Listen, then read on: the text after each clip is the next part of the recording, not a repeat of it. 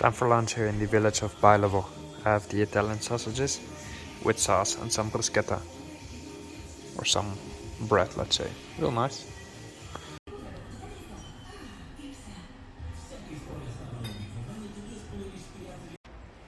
So I'm in the village of Bailovo. Now what is there to do here? Honestly not that much, but I saw this little park and it got my interest. We see a Second World War memorial right here with local people who fought during that era. And these graves or memorials are all from 1944. They must be graves probably. And there's an interesting monument here. And it says, well, the pretty well-known phrase that those who fall for freedom, they don't really die, let's say. They live on forever. That's the essence of the sentence. And who is this? I'm not quite sure. But it's a freedom fighter called Voivoda. That literally means like freedom fighter, and that's who this person probably was, although I don't know who it is. I do know that Bailovo and the area around, this is central Bulgaria. We're coming to the Koprivnica area, basically has played an essential role in the uprising against the Ottoman Empire as well. Although these might not be really correlated to the Second World War graves right here.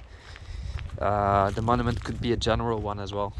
Speaking of all the heroes who have fallen in general for freedom of Bulgaria. So as you can see, I'm quite close to Sofia, just 34 kilometers, but still you do need a car to really explore the area. Because otherwise you're stuck with buses. They're not very frequent. Closed, unfortunately. I've bought some new rings that are made of Bulgarian silver. See? Very nice. Handmade in Burgas. All silver. And here's the other one.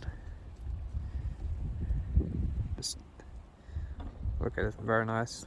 With little flowers or leaves. And you might think that because it's heavy silver it will be very expensive. But they cost just about 40 euros a piece. They're handmade and there's only one. They're made on demand. I bought them from the store Jewelry Box in Sofia. That's where you can get very interesting Bulgarian products as well as from other countries. So that's a recommendation. And here's the car, might as well show you that. The Skoda, which is, it's not brand new, it has some damage, but it's quite good. And yeah, 30 euros a day and I'm on the road. Nice, eh? Now this place is relatively close to Sofia, that's why many houses are inhabited still. But not all. Like even close to Sofia you have a lot of abandonment, unfortunately. But I stumbled upon this remarkable gate. And why is it remarkable? Because it is fully intact. If we look at the complete structure, it's made out of wood entirely. It's an old one, all handmade. And on a closer look, these nails, they might not even be handmade, but these definitely are. The grips, let's say. And that's something quite rare. It's not that old. It's not very old, so judging by the wood, but it's done very nicely. The house itself is quite old. It can be 80 years, let's say, to 100. Completely abandoned, obviously, and not worth to invest in. Like, there's no sense, really. Although it is nice as a historical monument. The wall is quite stable as well. I must say that the last inhabitants have probably done renovations, because we can see the cement here is it's not older than 10 years, right? So quite nicely done. Another nice old house, and apparently this is the house of the writer Elin Pelin, who has long passed away, but he's one of the most famous, if not the most famous Bulgarian writer, together with Ivan Vazov. His house, like I didn't know he lived here, but I guess he has, is a museum nowadays. Ah, he was born here and he lived and worked here. I didn't know that.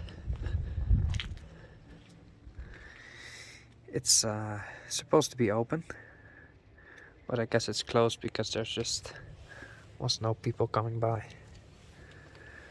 Well, I would love to see his house.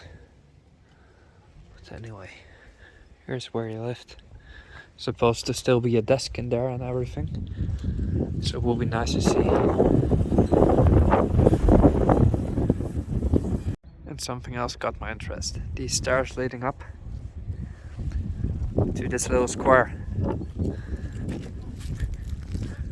Which is interesting because up there is a school, abandoned. And there's a statue. Look at this. Now I was curious who this is. Looks like a commander or someone from Second World War era. Bogdan Atanasov. His name Stanko. Probably passed away or killed during that era. We see the gun on his right side. Well, he probably defended his local area.